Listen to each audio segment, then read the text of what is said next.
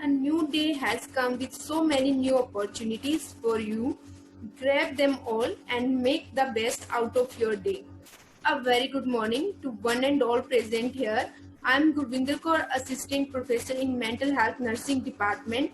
Welcome to you all in the second day of online workshop on the psychiatric emergency organized by Mental Health Nursing Department of College of Nursing, Maharishi Markandeshwar deemed to be University Mulana Ambala.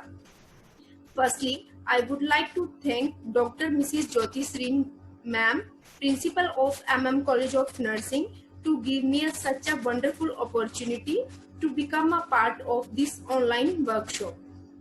Let us start with the first session of the day. So I request to all the participants, please keep your mobile phone mute, and in between, if you are having any network issues, please join back on the same link that is already shared with you. A very good morning once again. Today I am going to dealing with the topic that is a substance intoxication. In this topic, we will discuss about the types of substance intoxication. What are the signs symptoms present in the patient after the intoxication? What are the treatment modalities available for them? So now moving towards the next slide. Objectives. So objective of this session are: first is know about the different type of intoxication and its effects on the body. Second, after this lecture, you are able to know about the different type of treatment modalities available for them. Third, that is the role of nurse with the patient of substance intoxication. So let's start with the introduction. According to the WHO report, the 8.9% of the total burden of diseases that is due to only the use of the psychoactive substance that include the tobacco, alcohol and the illicit drugs. There are 2 billion alcohol users and 1.3 billion smokers and the 185 million drug users throughout the world, according to WHO report. As you can see in this graph, there is a due to the drug overdose, the death rate is increasing day by day. As you can see in this graph, in year 1980, the death rate because of the overdose, that is only 5,000. But in the 2020, that is a 3 lakh death rate because of the overdose. As per the record of the National Crime Record Bureau, there is a 5,334 unnatural deaths of the children below 18 years were recorded. That is due to the drug overdose during the year 2015 to 16. According to the Ministry of Social Justice and Empowerment 2017, there is a 106,410 cases of substance abuse in the street children were reported. Next, moving towards the definition of the substance intoxication. What is a substance intoxication? Is a transient condition. That means it is a temporary or reversible in nature, in which there is an alteration in the consciousness and the behavior due to the recent use of the substance. If the symptoms are severe, the term substance intoxication is also called as a substance intoxication delirium. Next, moving towards the next slide, that is a commonly used psychotropic substance. So that is a commonly used substance are alcohol, opioids.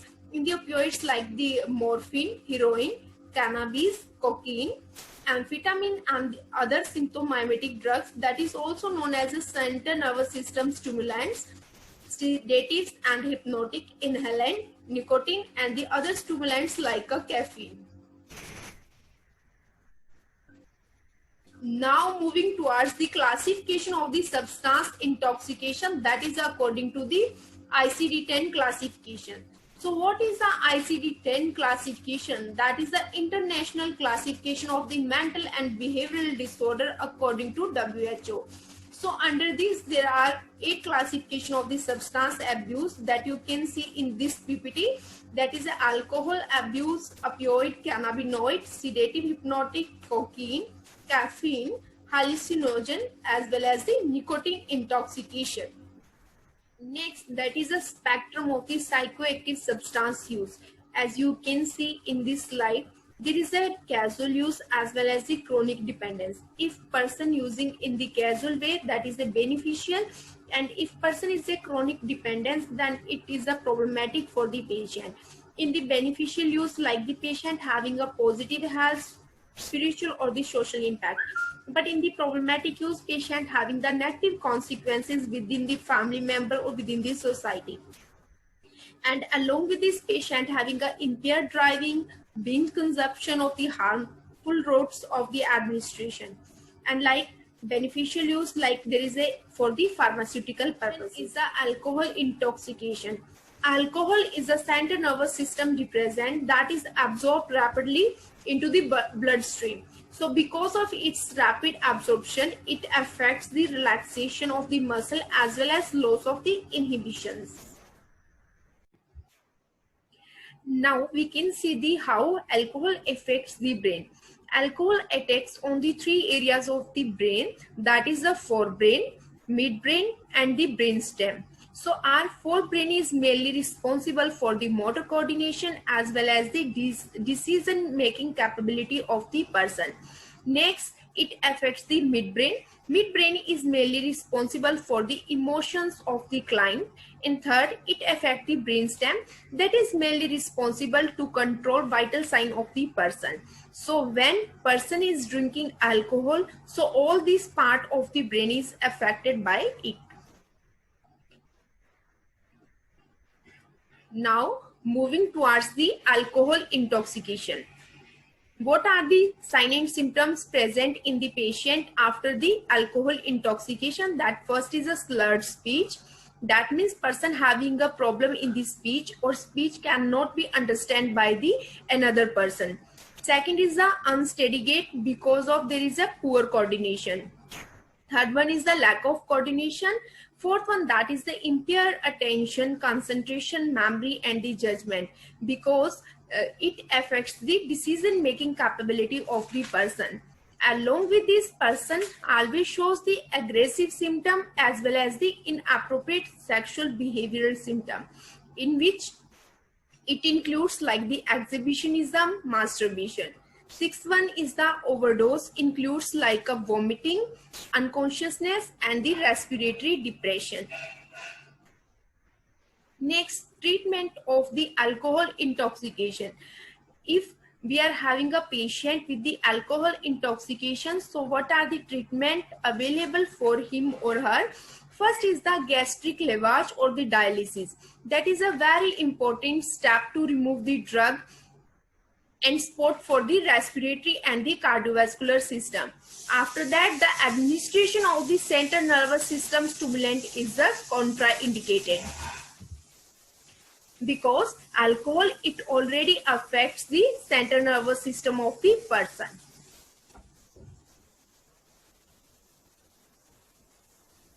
Next, moving towards the next, that is the opioid intoxication. Opioid, that is a very popular drug that is mainly responsible for the pain, induce a sense of euphoria, and the commonly drug used in the opioid are that is the morphine, mapridine, codeine, methadone, and the illegal substance such as a heroin and normethadone. So acute intoxication of the opioid, that is mainly characterized by this sign and symptom, that is the apathy. What is the meaning of apathy? That is a lack of interest in each and every activity. Next, patient having a bradycardia, hypotension, respiratory depression, subnormal temperature as well as the pinpoint pupils. In the later stage, that patient having the delayed reflexes as well as a thready pulse. Thready pulse, that is a weak pulse, and next is the coma. But if the thready pulse is a very rapid, so it is the thing to consider.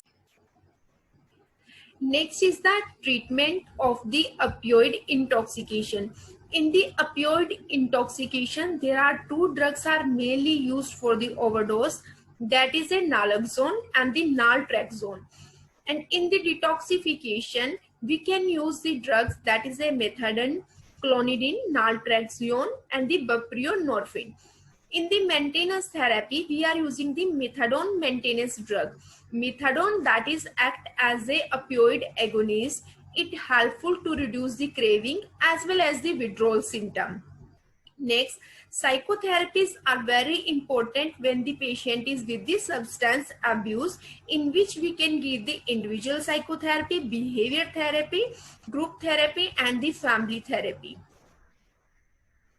Next type of the intoxication, that is a cannabinoid intoxication. Cannabinoid, that is a mainly known as a ganja or marijuana. Sometimes people use the another form, that is a hashish and the bhang. Next, acute intoxication after the cannabinoid overdose. So mainly these sign symptoms are present in the patient, that is a mild impairment of the consciousness. Mild impairment of consciousness means patient having a clouding of the consciousness, in which patient is always showing the puzzled face and patient is disoriented to the time, place and person. Tachycardia is there, a sense of floating in the air, euphoria, that is a sense of wellness, dream-like state, tremors are there, photophobia, dry mouth, lacrimation, that is increase in the amount of tears, increased appetite, and alteration in the psychomotor activity. Psychomotor activities, that is further classified into the three categories, that is the increased activity, decreased activity, and the disactivity. So there is an alteration after the cannabinoid intoxication. Next is the complications in the patient after the cannabinoid intoxication. First is the memory impairment. What is the meaning of memory impairment? That is the capability of the person to remember, to restore, and to retain the things. Next, a motivational syndrome, in which the patient having a lack of motivation, along with there is a changes in the personality. Third one, that is a transient. Transient meaning that is a temporary or short lasting psychiatric disorder, such as patient having a acute anxiety, paranoid psychosis, that is also known as a like patient having a suspiciousness, hysterical fuse-like state, in which patient is wandering away from the house, hypomania and schizophrenia. Treatment for the cannabinoid intoxication, that is the sportive and the symptomatic treatment. In the sportive treatment, like we can give the individual psychotherapy, motivational enhancement psychotherapy, group psychotherapy and family psychotherapy, as well as we can give the symptomatic treatment like anti-anxiety drug to the patient. Next type of the intoxication, that is a sedative and hypnotic intoxication. Under the sedative and hypnotic intoxication, there are mainly two drugs are abused by the patient, that is a benzodiazepine and the barbiturates. In the benzodiazepine drugs, like there is a diazepam, clonazepam. In the barbiturates, like there is a secobarbital, pentobarbital. Next is the acute intoxication after the sedative and hypnotics. So they can cause coma, respiratory arrest, cardiac arrest and the death. Treatment in the intensive unit care is required, that is a gastric lavage is very important to remove the drug from the system of the body to prevent the respiratory or the cardiac arrest. Next is the cocaine intoxication. Cocaine, the common street name of the cocaine, that is also known as a crack. In 1880, that is mainly used for the local anesthesia. It can be used like by inhalation, smoking, or by the other methods like intramuscular or IV.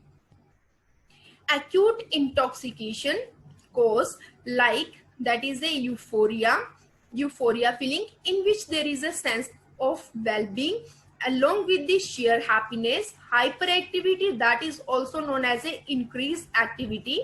Hypervigilance, that is the patient is a highly arousal.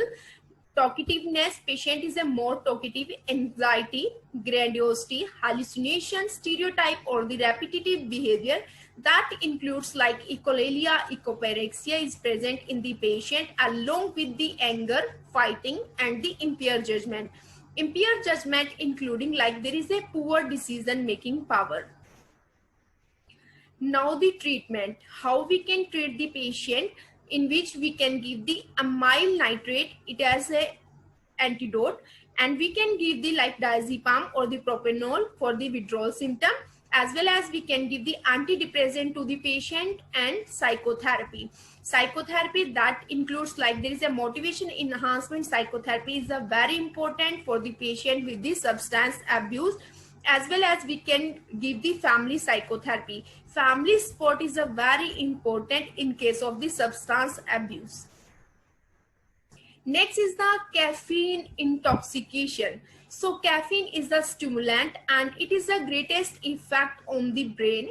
Intoxication often creates feeling of the restlessness, nervousness, excitement and the insomnia.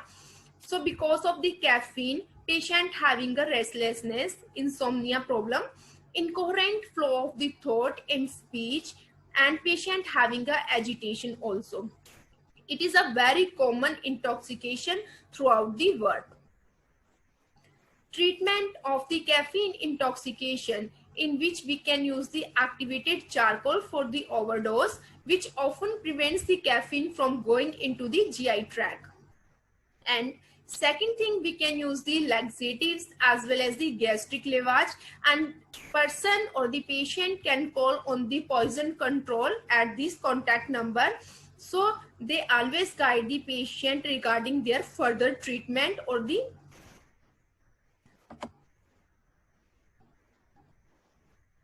next, hallucinogen intoxication. Hallucinogen that is a first synthesized in the 1938, in which the drug mainly used that is a LSD, that is also known as a lysergic acid diethylamide drug. Now in this slide we can see the physical effect of the lysergic acid diethylamide that affects on the pupils. In the pupils mainly there is a dilation of the pupils. In the skin it causes the profuse sweating, heart rate that is increased after the use of lysergic acid.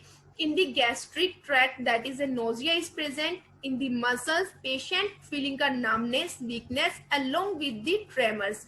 Tremor is mainly seen in the hands of the patient. Next, in the blood there is a high blood pressure, mouth is always dry, and there is a increased temperature in the patient. So this is all about the physical effect of the LSD. Next is the intoxication. After the intoxication, patient feels these all sign symptoms, that is the depersonalization and the derealization. Patient never accept the existence of their own personality, that is called as a depersonalization. And when patient is never accept the existence of reality, that is called as a derealization. Third, that is the illusion is present. Fourth one, that is a synesthesia is present, in which patient having a like a colors are heard and the sound are felt by the patient. Automatic hyperactivity is present in the person. We can see this hyperactivity through the behavior of the patient. There is a marked anxiety and the judgment impaired. What is the meaning of judgment impaired? In which the patient having a poor decision making power.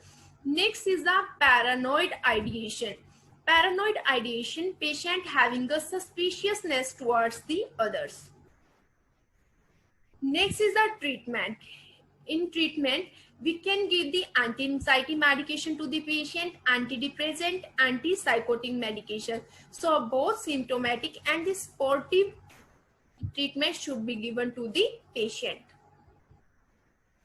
Next type of the intoxication, that is a nicotine intoxication. Nicotine that is obtained from the Nicotiana tabacum. It is one of the most highly addictive and the heavily used drug. Next is the nicotine toxicity. After the intoxication or overdose of the nicotine, patient feels this type of the sign symptom, that is the inability to concentrate, confusion, sensory disturbances are there, decrease the rapid eye movement while sleeping, and the during pregnancy, patient feeling like patient having a low birth weight babies, and if the person is using overdose and the baby having a pulmonary hypertension. Next is the therapy. In the therapy, we can give the smoking cessation therapy to the patient. In the smoking cessation, we can use the nicotine replacement therapy. Behavior therapy is very important to modify the behavior of the patient by using the behavior psychotherapy techniques, like we can use the aversion psychotherapy, or we can use the positive reinforcement for the patient. Aversion psychotherapy is also important, and fourth one is the hypnosis. Next is the nursing intervention for the intoxication. So there is so many things that we need to keep in our mind when the patient is with the intoxication. First, during the acute intoxication, what is the role of nurse? That is a care of substance abuse patients. Start with the assessment. So first step in the nursing intervention, that is the assessment of the patient. In the assessment, that is a like sign symptom present in the patient, and what substance abused by the patient, and what is the dose of that substance, and what are the vital signs of the patient. During the acute phase of drug intoxication and detoxification, now we have to maintain the patient vitals function. That is important, ensuring his safety. Sometimes patient having a aggression or anxiety, so that's why patient want to attempt suicide. So we ensure the safety of the patient and providing the comfortable environment to the patient. And third one, that during the rehabilitation, so in which caregiver help the patient to acknowledge his substance abuse problem and find the alternative way to cope with the stress. So during rehabilitation, we always involve the patient in the psychotherapies, so patient can understand their problem and they are able to cope with these situations. Next, moving towards the next slide, that is when the acute episode has resolved. So what are the nursing responsibility? Next, you have to carefully monitor the patient and promote the adequate nutrition of the patient. So nutrition is a very important for the patient, because patient having a so many withdrawal symptom, so we need to provide the adequate nutrition so we can divert the patient from the withdrawal symptom. Next, administer drug carefully to prevent the hoarding. Third, check the patient mouth to ensure that he has swallowed oral medication. So always give the medication to the patient in front of you. Next, closely monitor visitor who might supply him with the drug. Next, refer the patient for the rehabilitation. If you feel patient needs a rehabilitation, so you always educate the patient about the rehabilitation services.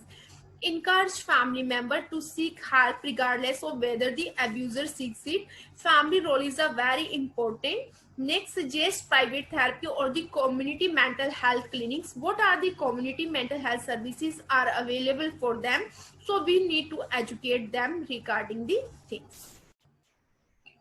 Now, moving towards the next slide. In this, use the particularly episode of the personal self-awareness program. Self-awareness program is a very important when the patient is with the substance abuse or the substance intoxication, because whenever you ask the question from the patient related to their health problems, patient completely denied about the problems. So you have to work on the self-awareness of the patient. It always strengthens the positive attitude of the patient. Next, control reaction to the undesirable behavior. Undesirable behavior like patient having the manipulation, anger, frustration, and alienation. So you have to control this undesirable behavior by behavioral psychotherapy techniques, in which we can use like the positive reinforcement for the patient, aversion for the patient.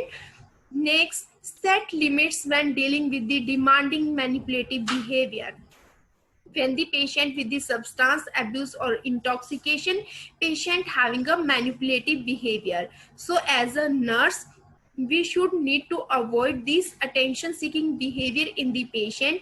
Otherwise, it creates a problem for the patient as well as the nurse. Next, strengthen the individual personal and the social skill. Why personal and the social skill is important? When the patient is using overdose or abusing the substance, there is a problem in the personal skill. Personal skill like patient is avoiding the hygiene, patient is not taking care of himself, and the social skills like interaction with the others. So you have to improve the personal as well as the social skill, so it helps to increase the self-esteem of the patient. Next, health education. Health education or the awareness is a very important for the college students and for the community or the youth to prevent the cases of the drug abuse. Overall improvement in the socioeconomic condition of the population. So we, by using this social skill training program and the mass awareness program, we can improve the socioeconomic status of the patient. Next, start with the case scenario that is related to the intoxication. So as you can see in this slide, there is a one patient, Amarveer. He is a 26-year-old patient. He is a heroin addicted. Heroin addiction that comes under the opioid abuse. So patient is a heroin addicted and he come to the emergency department with the symptoms of the intoxication, like intoxication patient having a bradycardia, stomach cramp, pinpoint pupils, delayed reflexes and the low blood pressure, and there is a running a slight temperature.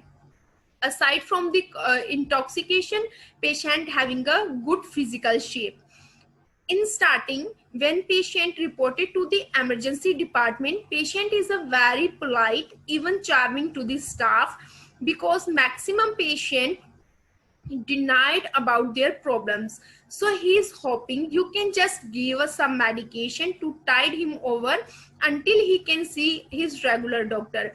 So patient Amarveer, 26-year-old, he reported to the emergency department with the substance intoxication only to take the medicine, and he is always showing a very good behavior towards the nursing staff. After some time, patient becomes angry and threatening to you and staff. When you tell him you may not be able to comply with his wishes. When you avoid the wishes of the patient becomes angry, and he complain about the poor services he has been given because he is an addicted patient. So in that case, when you avoid the wishes of the patient complaining against you, you are providing the poor services to the patient. I think now case is clear to everyone. What is the exact case? That is a case of substance intoxication, and in which patient having a symptom of the intoxication, and patient is in a very good mood in starting, but when you are avoiding the wishes of the patient becomes angry and complaining against you. Now we'll see the questions related to that, how we can deal with the patient as a nursing staff. So first question, you just read it and think about that. That is what is the important step in screening of patient? Just think for a minute. What things we can do in a screening? Okay, in screening, we can do, firstly, we have to assess the vital sign of the patient, because vital sign is a very important. Firstly, you have to assess that, and you need to stabilize the vital sign of the patient. When vital sign of the patient is stabilized, you just assess which type of the substance is abused by the patient and what is the dose of that drug. So after that, we have to provide the symptomatic treatment to the patient. So next question is the, what are the treatment modalities available for the patient? You just rethink about the previous slide. Like in the opioid intoxication, there is a one antagonist drug that is given for the intoxication, that is a, yes, that is a naloxone and the naltrexone. So these two type of drugs we can give to the patient when the all the symptomatic treatment is given to the patient and the patient is stabilized after this treatment. Then we'll move towards the sportive treatment. In this sportive treatment, you can use the psychotherapy, in which we can use the like a social skill training program that in strengthen the skills of the patient, personal as well as social. Next, we can use the motivational enhancement psychotherapy for the patient, insight awareness psychotherapy for the patient. Now moving towards the next question, like what transference and the counter transference issues would you expect to be present while working with the patient, Amarveer? So there is a transference and the counter transference. These are the two things that mainly block the therapeutic relationship with the patient. So what is a transference? Transference, it is the feeling that patient identify the nursing staff as their closer one, and the counter transference when the nursing staff identifies the patient as their close one or the loving one. So in the transference, like patient in starting, patient is a very polite, but after that patient is a very aggressive. So sometimes patient is very aggressive towards you, patient is blaming you, and in that response nurse is also feeling same. So you are also, whenever you are also angry with the patient, so it blocks your relationship. So we need to understand the condition of the patient. Patient is using the aggressive behavior or abusive language because of their disease condition. In that condition, we need to avoid all these type of counter transference along with the patient. Next, moving towards the last question, that is a finally based on all the above information, how staff nurse deal with the patient. Like patient, now we are providing everything to the patient, patient is stabilized, we are giving this supportive treatment to the patient, we are avoiding all the counter transference along with the patient, but still patient is a very aggressive. So how we can stabilize the patient?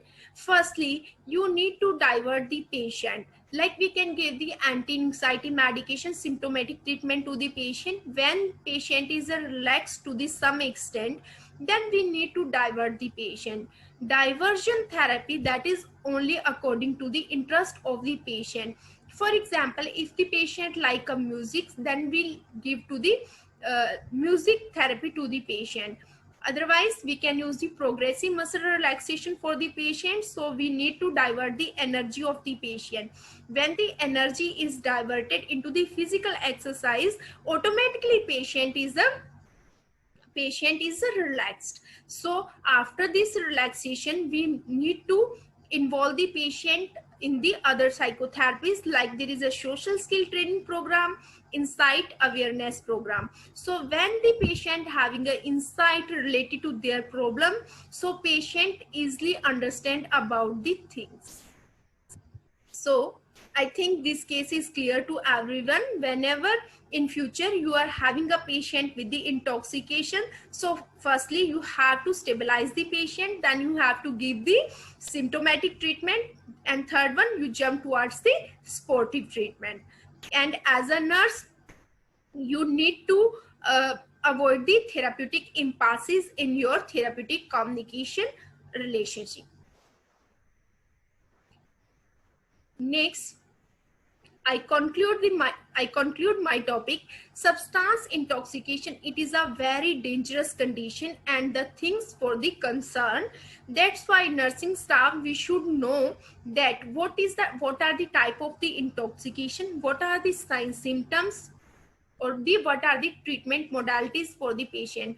Research studies also shows that mental health nursing staff play an important role in the awareness program conducted for the patient of substance abuse. So as a nurse, we should know how we can treat the patient, and we need to involve the patient in the awareness program so patient understand their behavior and problem very easily. So now moving towards the success stories of the patient with the substance intoxication.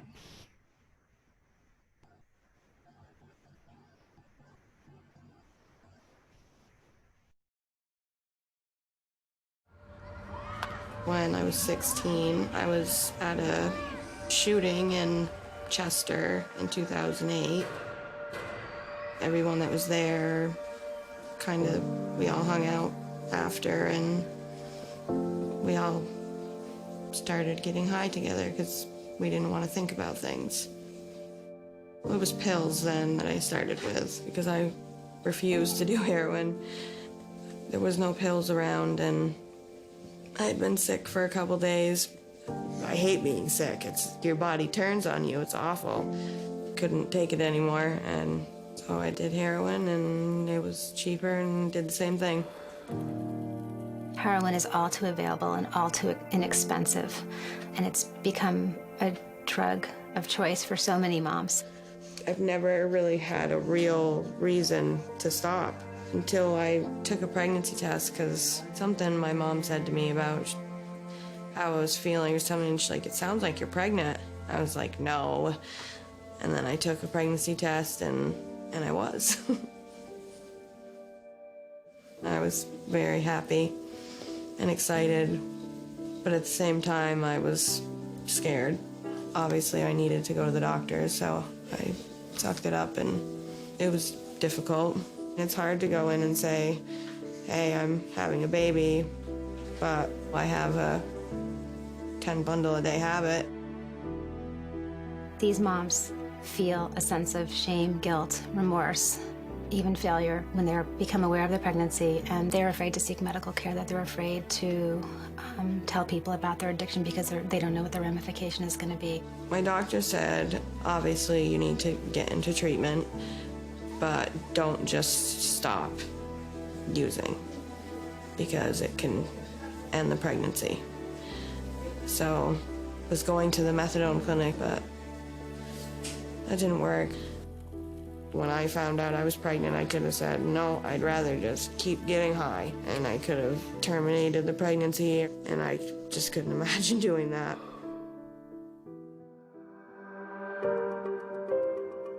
Jay's baby was transferred the day after birth from an outside community hospital, and I met Jay when her baby was 1 day old. This baby needed treatment right away. When a baby's admitted in our NAS program, it is a very intense, important, pivotal time. Babies will be jittery, fussy, they have sometimes difficulty feeding, vomiting, fast breathing, fevers. The treatment that we use primarily is morphine, and that's something that really just helps to calm the baby to treat the symptoms of withdrawal. And they'll start on the lowest dose possible to control those symptoms, and then we can start weaning their dose. Today is his first day with no morphine. He's been handling it very well. Definitely been a little trooper. It was emotionally healing for her. It was medically healing for her. She had an opportunity to hold him, do skin-to-skin contact with him, be successful in feeding him, changing the diaper. He needs that, and really I do too. Jay was really open and accepting of the fact that she knew she wasn't going to be able to take her baby home. It's hard. It was a big deal. She was continuing to use heroin. I'm doing just enough so I'm somewhat okay. Like, my first thought isn't about using anymore, it's about him. Jay said, I want to get into a program. I know that I'm going to be working with child protection. I know that I'm going to be working with different treatment centers. How can we do this? And can I please stay with my baby? Every other time I've tried to stop, I didn't really have a reason, but now it's, he is my reason.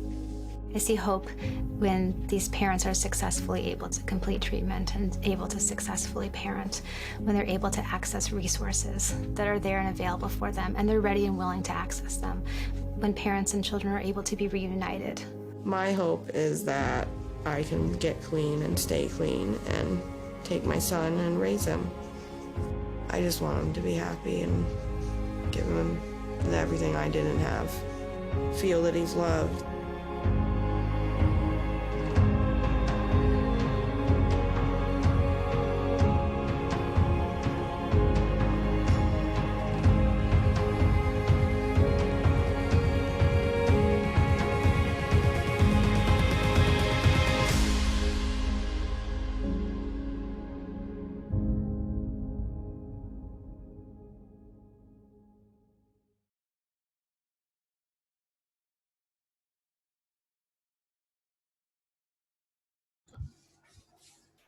So if you have any doubt related to the topic, please post your queries on a WhatsApp group. I'm very happy to clarify your doubts.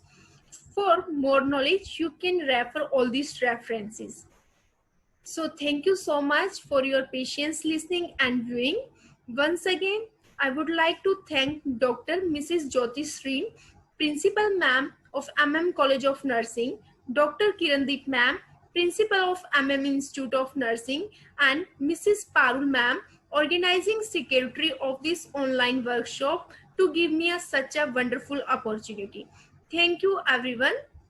Now, I would like to call our international speaker, Miss Kulveer Ma'am, for the motivational speech on the substance intoxication. She is a registered nurse in Calgary, Canada. She did her bachelor's from the Institute of Nursing. Now, she is pursuing master's in University of Calgary. Welcome, ma'am.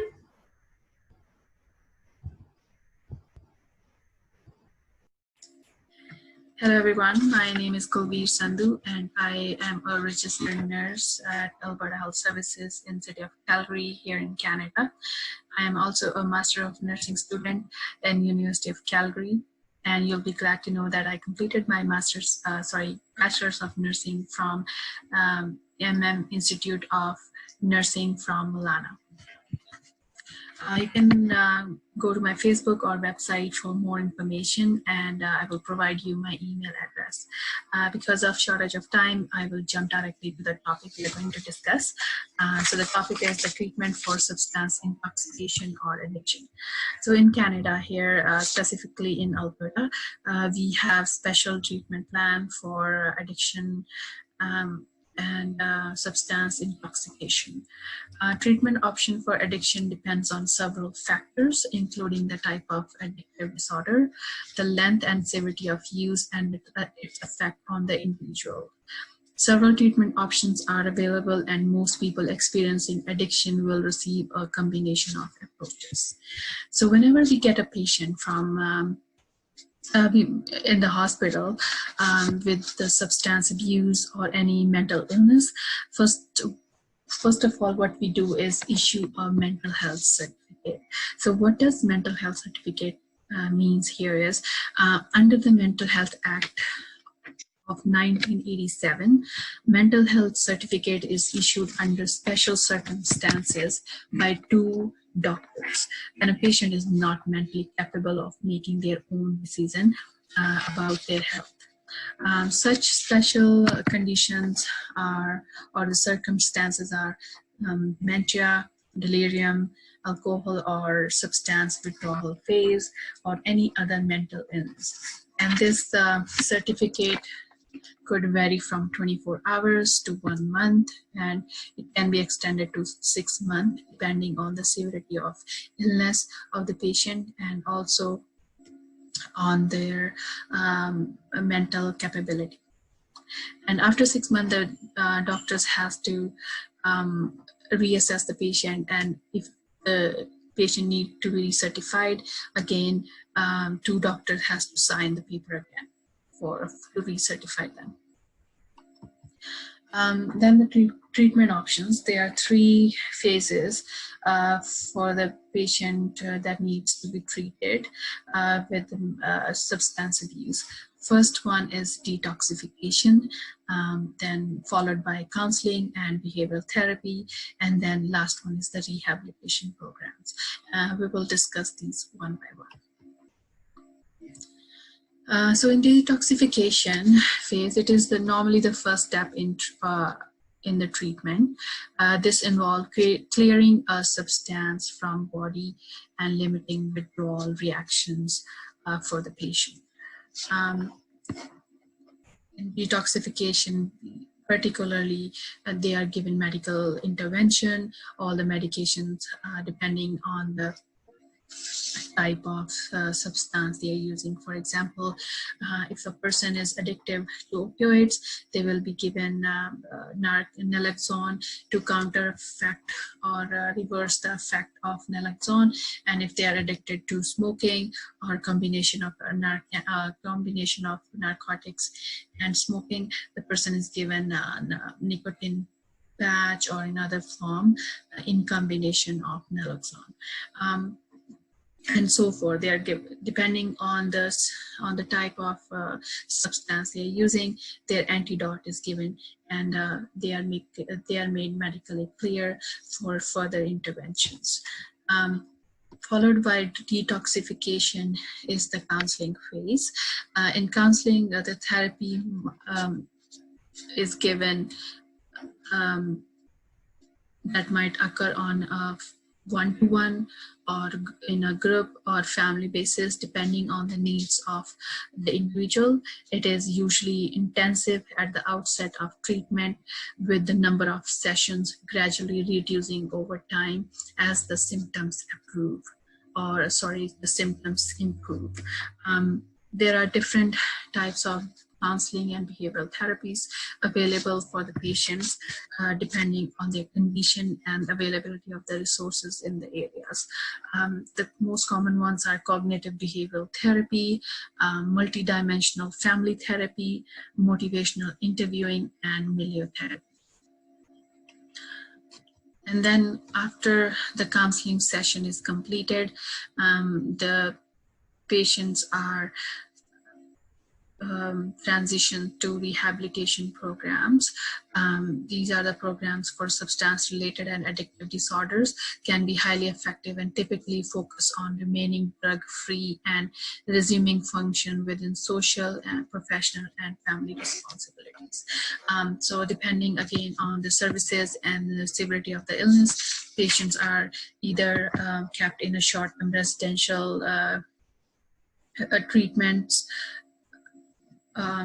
places or therapeutic communities or recovering houses. In short term, they are there for 24 hours up to 1 week, and they are detoxified there and given therapies, and then they are made ready to go back to the community and live their normal life. Sometimes people, they are in need of long-term therapies, so they are kept in a therapeutic communities where they can spend from 6 months to 12 months of their, depending on their treatment phase, where they are in direct supervision of doctors and nurses, and they are provided with counseling and other rehabilitation along with their medical treatment. And in recovering houses, they are there again for long period of time, maybe more than a year, and then they are given the special interventions in all these programs. I wish I could explain you better, but because of limited time, I won't be able to, but I would recommend you to please look into all these programs. Other than the rehabilitation, there are self-help groups available. You might have heard about Alcohol Anonymous group, that is also called AA. Similar to Alcohol Anonymous is Narcotic Anonymous. So these are the groups where the person's identity kept confidential as itself is anonymous, and then the person get all the moral support from the similar people who are having drug or alcohol problems. They share their experiences and give each other moral support. So these kind of self-help groups, the patients are referred by social workers in the hospital, or they are liaison nurse who connect these patients to these kind of groups in the hospital. So whatever we have learned today is what you are going to take away from this lecture is that substance related disorders are chronic. It could take years for a person to recover from these kind of disorders, and treatment begins with detoxification followed by counseling and then rehabilitation. And there are different types of behavioral therapies and counseling that can help support people and help them treat and get them to their normal life at the end. I hope you understood everything what I wanted to explain. If you have any questions, please do not hesitate to reach me out at my email. I'll be happy to help you. Thank you, everyone. Good luck.